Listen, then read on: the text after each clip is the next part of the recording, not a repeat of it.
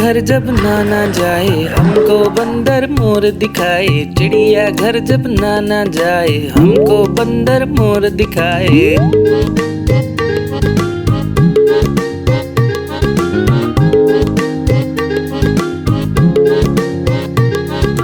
रास्ते में वो अक्सर हमको बर्गर पिज़्ज़ा चिप्स खिलाए। 70 साल का होकर भी वो चलता हमसे आगे जाए।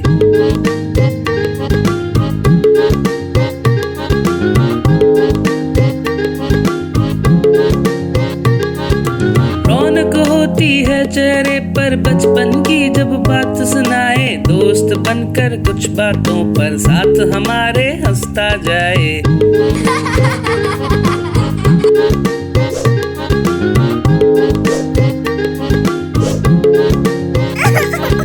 घर के हर एक बच्चे को ही जीने के वो गुर सिखलाए। रात को अक्सर साथ हमारे बैठ के चाय पीता जाए।